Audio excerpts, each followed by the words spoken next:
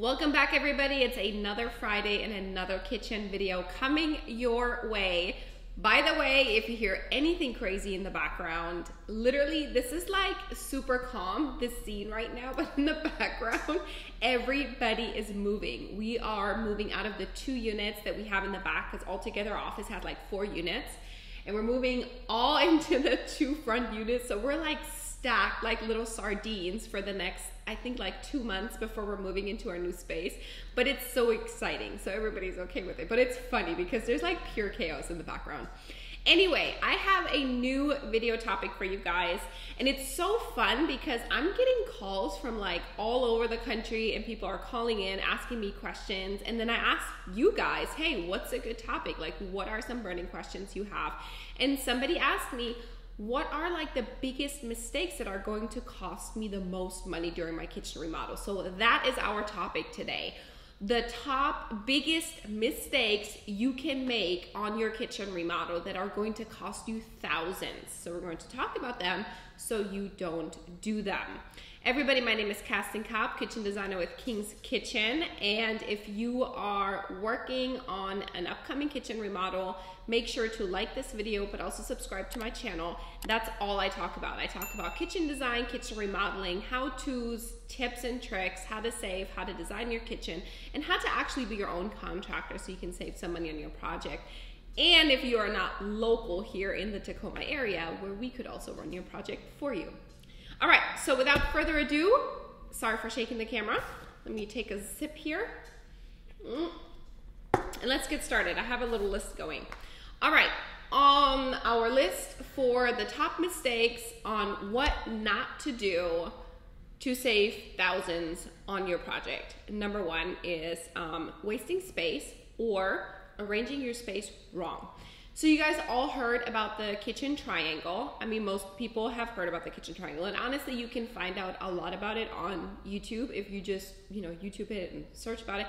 It's about, you usually have 3 zones in your kitchen. You have like your prep zone, your cooking zone, your refrigeration zone, and it's about arranging those items correctly so you have a good working triangle.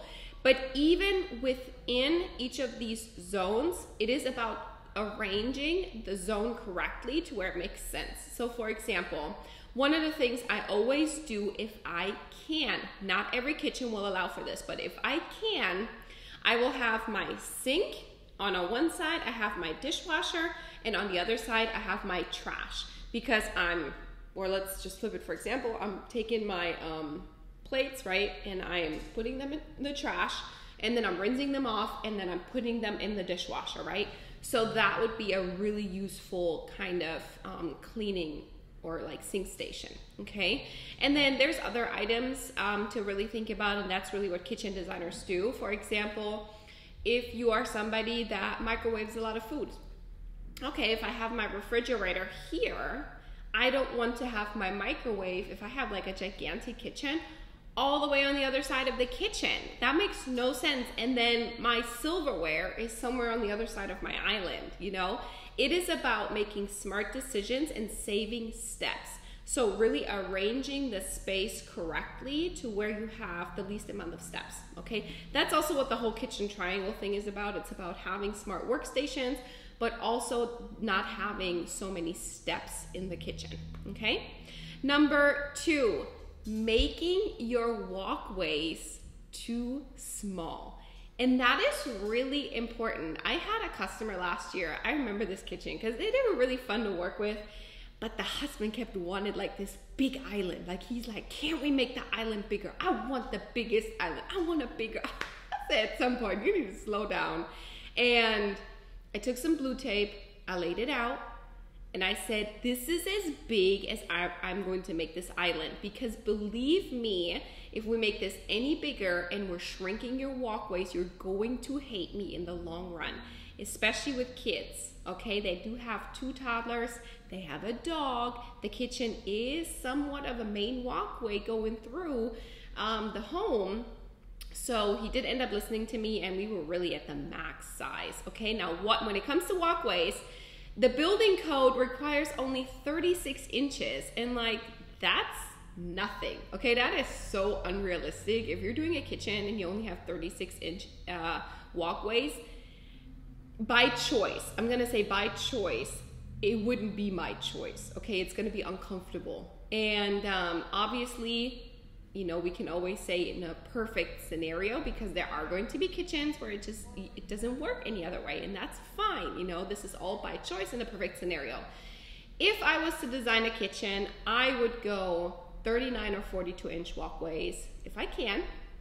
And, you know, we work with a lot of standards from the kitchen and bath industry and the National Kitchen and Bath Association, and they actually recommend if it's a one-butt kitchen, so a one-cook kitchen, it should be 42 inches. And if you have two butts, two cooks in the kitchen, you should be planning for 48 inches.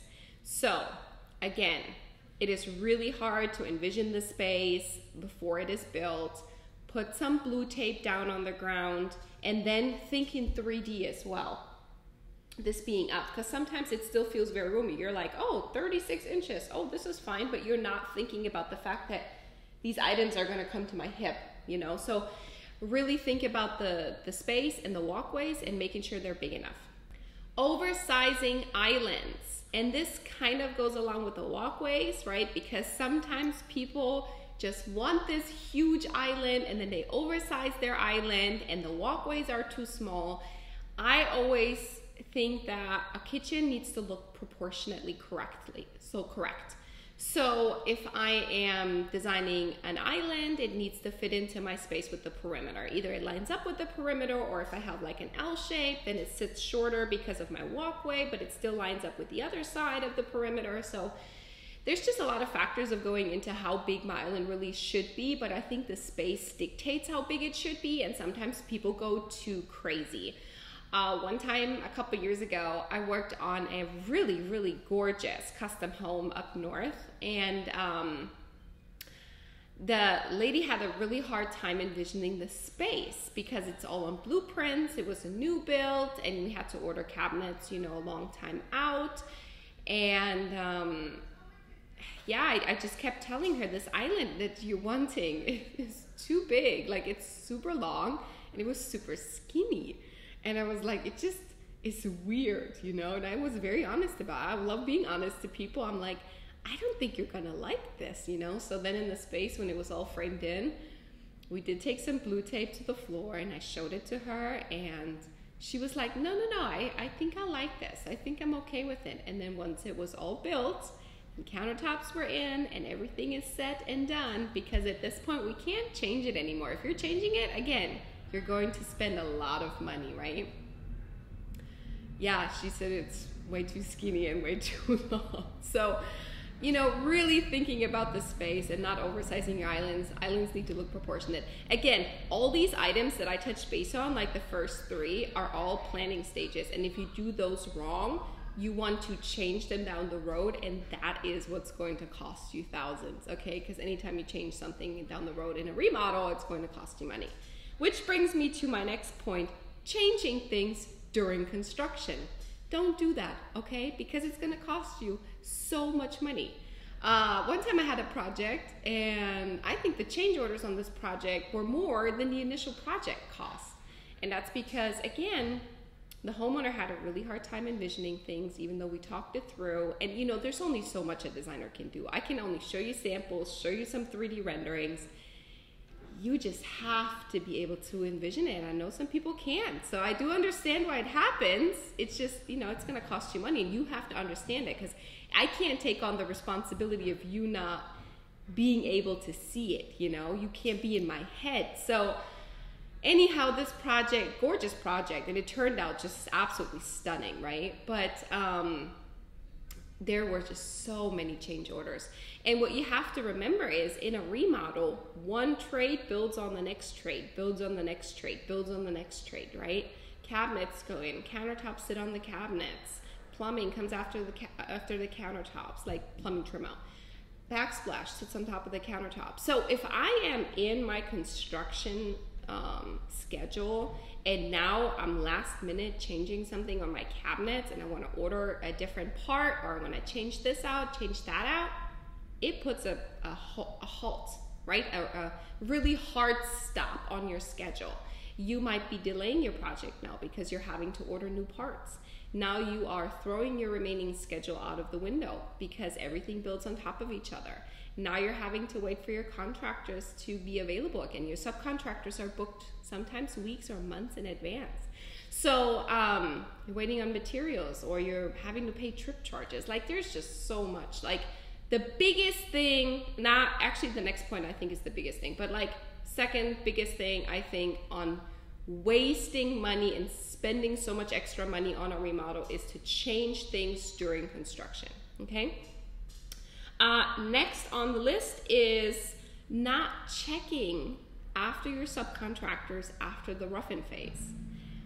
I did another video just a little while ago, and I think it was on how to measure for cabinets. And in there, I kind of went over the fact that you have to check on your rough-ins from your plumber and your electrician, because they're just people, okay? And it's kind of, if you're doing your own remodel and your own general contractor, that's kind of what the general contractor is supposed to take care of.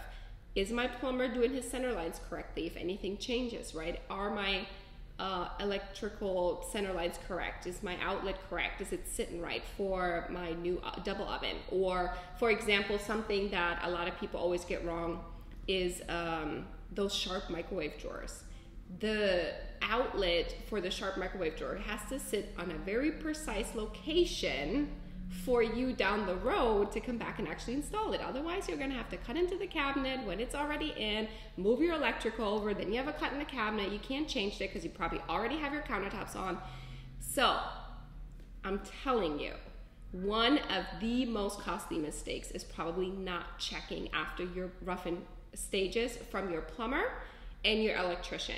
And you can do that as a homeowner. If you're working with another contractor, there is nothing wrong with triple, double, whatever, how many times checking after that, okay? But I've seen remodels where I was not the contractor, and it was like, oh yeah, you know, in the very end, that's when all these mistakes kind of surface, because you're trying to install appliances and stuff, or light fixtures, and you're like, oh yeah, that's wrong. You know, that's sitting in the wrong spot. And then it's painful because you have to open up drywall again, you have to like destroy things, and whenever you're touching things up, it's just never as good as it was when the whole thing was installed. Okay, and then last but not least, I don't want to make this video forever. It's just a couple of quick tips on what not to do and how to save money on your remodel, not waste like thousands. Not checking for your heat registers. I feel like that's something not a lot of people talk about, and not a lot of people look for that. But when you're measuring for cabinets, look where your heat registers are. And then also, you know, are you going to keep that in place if it comes out of a toe kick? Or if you're adding cabinetry somewhere, if there's a heat register, are you going to run that out of your toe kick? And that's really easy. It's not a big deal at all. You just run it out of your toe kick, cut in the front vent in the toe kick. Or do you want to move that because you don't find that aesthetically pleasing? You know, those are things to think about, but I feel like it happens a lot on remodels where it's like down the road, it happens and you're like, oh, shoot, I forgot. I had a heat register right there in the floor and I need it moved, you know, and then again, it can be costly because you're already working in flooring, or you're having to come back and hold up your schedule, things like that. So I think that's something to look out for. So I'll have these points listed below in the description, and I hope you guys like this video. Make sure to actually like it and leave a comment if you have any questions. I'm happy to answer them directly, and if you can think about any other topics you would like me to talk about, make sure to leave those in the comment as well, and I'm happy to do a video about it. And yeah, other than that, I'll see you guys next week. Thank you. Bye.